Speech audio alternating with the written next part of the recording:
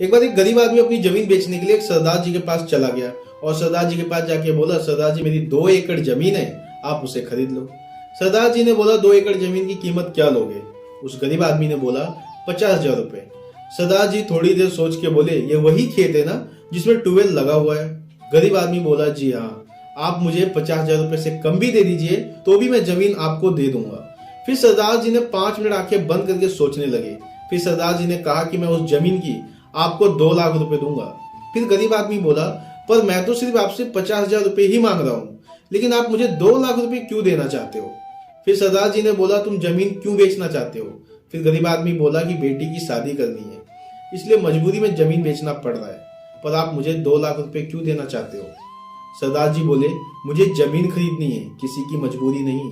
अगर मुझे आपकी जमीन की कीमत मालूम है तो मुझे आपकी मजबूरी का फायदा नहीं उठाना। मेरा भगवान इससे कभी खुश नहीं होगा। ऐसी जमीन या ऐसी कोई भी चीज जो किसी की मजबूरियों को देख के खरीदी जाती है, वो चीज जिंदगी में कभी सुख नहीं देती।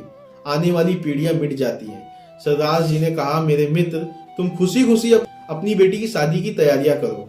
50,000 की व्यवस्था तो हम गांव वाले मिलकर कर देंगे और तेरी जमीन तेरी ही रहेगी। गरीब आदमी हाथ जोड़कर आंसू भरे आंखों से सरदार जी को दुआएं देता हुआ चला गया। इस कहानी से हमें क्या शिक्षा मिलती है कि दरअसल इस दुनिया में बहुत से ऐसे लोग हैं जो इंसान की मजबूरियों का फायदा उठाते हैं। किसी की मजबूरी का फायदा उठाना गलत ही नहीं बल्कि नैतिकता के विरोध भी है। अगर कोई इंसान परेशान है, मजबूर है, तो उसकी मजबूरी का लाभ उठाने की बजाय उस इंसान की मदद करनी चाहिए। याद रखिए, बुरा वक्त किसी पर भी आ सकता है। अगर आज आप किसी की मजबूरी का फायदा उठा रहे हो तो हो सकता है कल का कोई आपकी मजबूरी का फायदा उठाए।